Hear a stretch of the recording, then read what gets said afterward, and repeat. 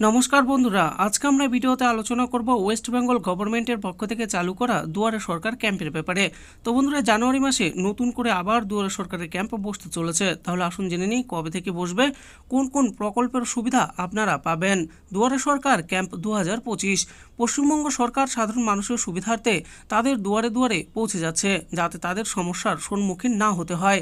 সরকারের সামাজিক প্রকল্পগুলো সুবিধা গ্রাম বাংলার সবাই এখনও পাননি, কিন্তু বেশিরভাগ মানুষ এর সুবিধা পেলেও এখনো কিছু অংশের মানুষ এই সুবিধা পাচ্ছেন না। তাই বাংলার মুখ্যমন্ত্রী মমতা বন্দ্যোপাধ্যায় জানিয়েছিলেন যে সেই সব সাধারণ মানুষজন যাতে সরকারি সামাজিক প্রকল্পগুলোর সুবিধা পান, তার জন্য আবার দুয়ারে সরকার শিবির খোলা হবে। রাজ্যের মুখ্যমন্ত্রী মমতা বন্দ্যোপাধ্যায় এবার সেই কথা রাখলেন।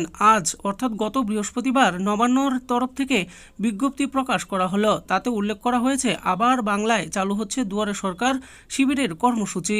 এই খবর প্রকাশ হওয়ার পরই প্রকল্পের বাইরে থাকা মানুষজন উৎসাহিত হয়ে উঠেছেন।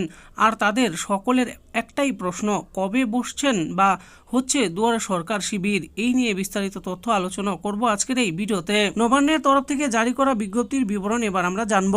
নবান্নের তরফ থেকে জারি করা বিজ্ঞপ্তি থেকে জানা যাচ্ছে আগামী 24শে জানুয়ারি থেকে সরকারি অফিসাররা রাজ্যের প্রত্যন্ত এলাকায় দুয়ারে সরকার কর্মসূচি নিয়ে পৌঁছে দেবেন। এর জন্য সোমবার থেকে প্রস্তুতি নেওয়া হবে। এবারও বাংলার সাধারণ মানুষজন লক্ষ্মীর ভাণ্ডার, খাদ্যসাথী, স্বাস্থ্যসাথী সহ বিভিন্ন প্রকল্পের সুবিধা পাবেন। রাজ্যের মুখ্যমন্ত্রী মমতা বন্দ্যোপাধ্যায়ের সরকার 2020 সালে দুয়ারে সরকার প্রকল্প শুরু করেন। এটির দফায় দফায় শিবির হয়। সেখান থেকে বিপুল পরিসংখ্যান মানুষ বিভিন্ন প্রকল্পে যুক্ত হন। সরকারি অফিসাররা মনে করছেন আর যেটুকু বাকি আছে তা এবার হয়ে যাবে। দুয়ারে সরকার শিবির আবার কেন হচ্ছে? বৃহস্পতিবার নবান্নের তরফ থেকে দুয়ারে সরকার শিবির নিয়ে নতুন করে বিজ্ঞপ্তি প্রকাশ করা হয়েছে। এই শিবিরের আওতায় আছে পাড়ায় সমাধান কর্মসূচিও। সূত্রের খবর, সরকারি সমস্ত প্রকল্প নিয়ে সাধারণ মানুষকে ওয়াকিবহাল করতে এবং পরিষেবা পাইয়ে দিতে প্রচার করা হচ্ছে। রাজ্য সরকারের শিবির করার প্রধান লক্ষ্য হল সরকারের সমস্ত প্রকল্পকে এক ছাদের তলায় নিয়ে এসে মানুষের দুয়ারে পৌঁছে দেওয়াই। সম্প্রতি মুখ্যমন্ত্রী মমতা বন্দ্যোপাধ্যায় জানিয়েছিলেন আবার দুয়ারে সরকার শিবির চালু হবে। এই শিবির চালু হলে রাজ্যের বিভিন্ন সামাজিক প্রকল্পে আরও বেশি মানুষ যুক্ত হতে পারবেন।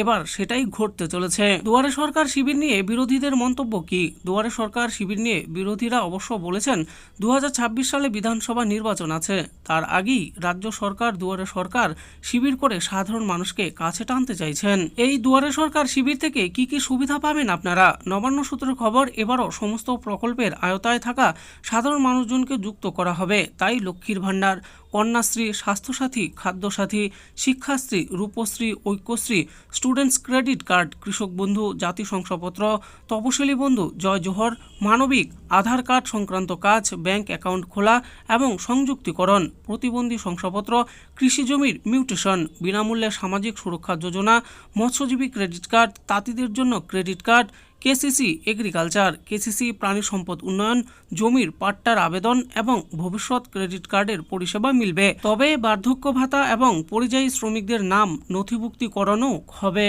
তো বন্ধুরা, দেখে নিলেন আজকে আমরা ভিডিওতে আলোচনা করলাম ওয়েস্ট বেঙ্গল গভর্নমেন্টের পক্ষ থেকে চালু করা দুয়ারে সরকার শিবিরের ব্যাপারে। তো বন্ধুরা, দুয়ারে সরকার ক্যাম্প কিন্তু জানুয়ারি মাসের 24 তারিখ থেকে শুরু হতে চলেছে। এই ক্যাম্পে আপনারা কি কি প্রকল্পের সুবিধা পাবেন সেই ব্যাপারে বিস্তারিতভাবে এই ভিডিওতে বলে দিয়েছি। আশা করি ভিডিওটি আপনাদের ভালো লেগেছে। আর এই ভিডিওটি যদি আপনাদের ভালো লেগে থাকে তাহলে অবশ্যই একটি লাইক করবেন। আরও এরকম নিত্য নতুন স্কিম ও আপডেট সম্পর্কে জানার জন্য আমাদের এই চ্যানেল বাংলার স্কিম চ্যানেলটিকে অবশ্যই সাবস্ক্রাইব করবেন। আর এই ভিডিওটি দেখার জন্য আপনাদের সকলকেই অসংখ্য ধন্যবাদ।